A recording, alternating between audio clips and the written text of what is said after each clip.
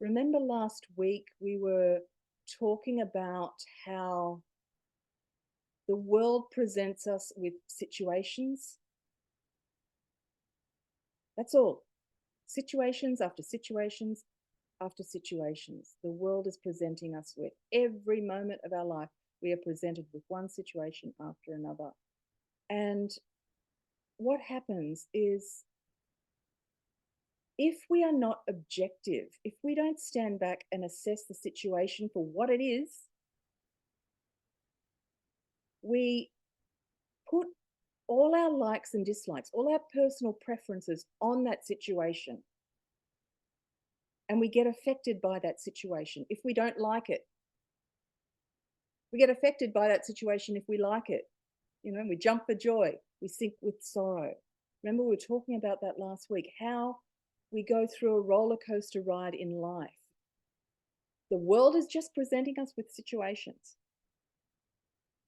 We put our slant on the situation by bringing in our likes, personal likes and dislikes, which we have collected all our life.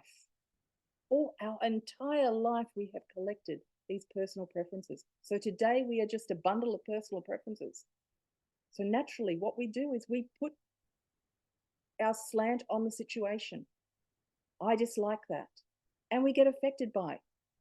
Not the situation. We're not getting affected by the situation. Because we dislike the situation, we're getting affected. So it's the dislike that has to be dealt with, not the situation. Most people want to change the situation. When something is not the way they want it to be, they want to change the situation. Fair enough. If you can, by all means, go ahead and change it. But what you need to assess and analyze is the dislike in you about the situation. Oh, I don't like that. I can't condone that. Oh, how dare they do that? It's in you. The stress, the strain, the struggle, the tension is all in you. So the man whom these are they do not affect him. He's not affected. He's balanced. Balanced in pleasure and pain. Pleasure and pain are all the likes and dislikes. A situation is pleasurable because we like it. A situation is painful because we dislike it. So the pleasure and the pain is in us, not in the situation.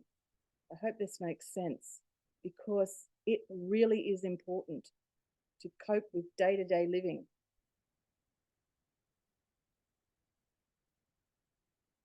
Life presents, remember this, life presents us with situations, not problems.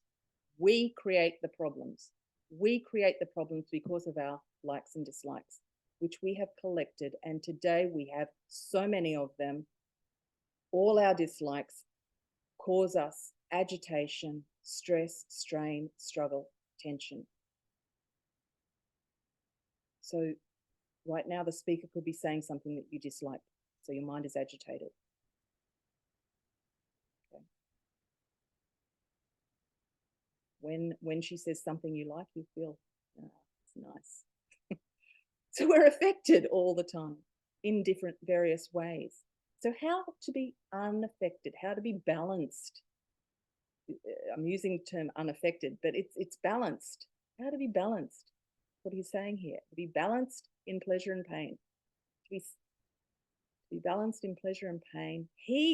That person is fit for immortality. That person is fit for immortality. I'll just share that once again with you. So the man whom these afflict not, O Purushashaba, balanced in pleasure and pain, steadfast, he is fit for immortality. It's not that you become a statue or a stone and have no feeling. Many people misunderstand Vedanta and they say, oh, there's no, it doesn't have any feeling. It's nonsense. Of course there is feeling. Of course you feel joy, you feel sorrow, but you are balanced in joy and sorrow. You understand these pairs of opposites. They make up the world. Right now is a joyful experience. Know that sorrow is knocking at the door. It could be knocking at the door in any moment. But remember also that the joy and sorrow is within you. The world is just presenting you with a situation. It's up to us how we interpret the situation.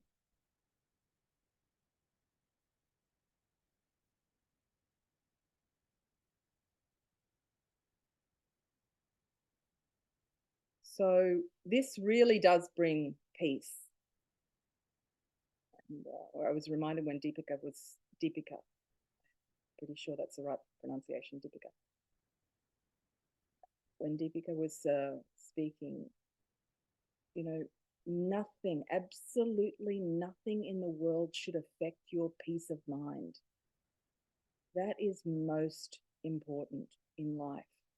And that is why this philosophy is so important or so valuable, because it teaches us how to be balanced, how to be unaffected, how to use your buddhi, the intellect, that discriminating faculty, that clear thinking, logical reasoning faculty that we have. Use that to supervise your emotions, the mind, manas, to supervise that mind, just as a mother supervises her child, just so that the child does not get into any trouble. That's why the mother is supervising. So the buddhi supervises the mind so that the mind doesn't get into trouble. And by trouble, I mean stress, strain, tension, struggle,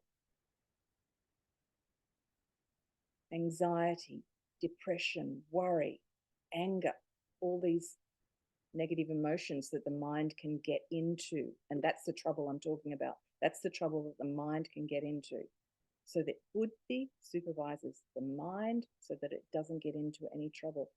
But it still feels, your personality, you still feel joy and sorrow, but you are balanced. You maintain peace of mind in and throughout your life by understanding